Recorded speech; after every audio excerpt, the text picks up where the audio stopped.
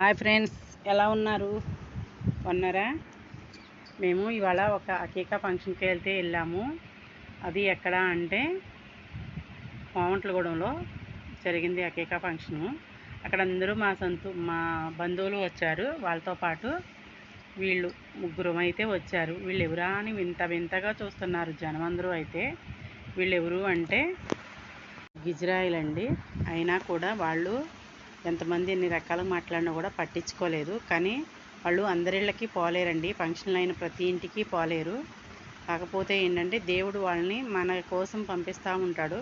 కానీ ప్రతి ఒక్కళ్ళు వీళ్ళు ఏంటి ఎక్కడ పడితే అక్కడికి వచ్చి అడుక్కుంటున్నారు అని చెప్పేసి చాలా రకాలుగా మాట్లాడతారు. కానీ వాళ్ళు ఎక్కడికి వెళ్ళాలి అనిపిస్తేనే అక్కడికి వెళ్తారు. అది దైవ నిర్ణయం. అది మాత్రం మీరు మర్చిపోకండి. ఎవరు కూడా వీళ్ళని తక్కువ చేసి మాట్లాడద్దు దయచేసి.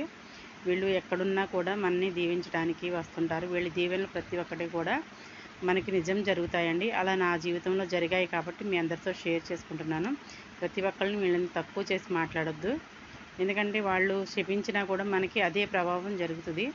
అట్లా శపించినవి జరిగినాయి, వాళ్ళు దీవించింది జరిగింది నా కళ్ళ ముందే. అందుకని చెప్పేసి మీ అందరితోటి షేర్ చేసుకుందామని చెప్పేసి ఈ వీడియో అయితే తీశాను. వీళ్ళైతే బాగా వేస్తున్నారు కదా. వీళ్ళు ఏ ఫంక్షన్కి వెళ్ళినా కూడా 3 నుంచి 10-15 వేలు దాకా తీసుకుంటారు. ఇంకా ఎక్కువ స్తోమత ఉన్న వాళ్ళైతే 25-30 వేలు కూడా తీసుకుంటారు. కానీ వీళ్ళు సంతోషంగా ఉంటే మన జీవితంలో మనం కూడా ఎప్పుడూ సంతోషంగానే ఉంటాము. వాళ్ళ దీవెనలు అట్లా ఉంటాయి. కానీ వాళ్ళు శపిస్తే మాత్రం మన సర్వనాశనం అయితే ఖచ్చితంగా అవుతాము. ఎందుకంటే అట్లాగా వాళ్ళు శపించిన వాళ్ళు కూడా ఉన్నారు. అందుకని చెప్పేసి దయచేసి వీళ్ళని ఎప్పుడూ కూడా ఎక్కడ కూడా తక్కువ చేసి మాట్లాడొద్దు. వీళ్ళు వృత్తి అది.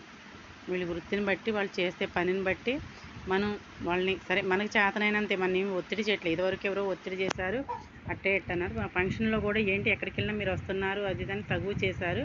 కానీ అట్లా చేయొద్దు. మనం ఇచ్చే రూపాయి అయినా సరే బతిలాడుకొని ఇచ్చుకోవాలి. వాళ్ళు సంతోషంగా ఉంటే మన కుటుంబం కూడా సంతోషంగానే ఉంటుంది. సరే, ఇది ఎక్కువ మందికి షేర్ చేస్తారని ఆశిస్తున్నాను. ఎందుకంటే ప్రతి ఒక్కరికి ఉపయోగపడాలి.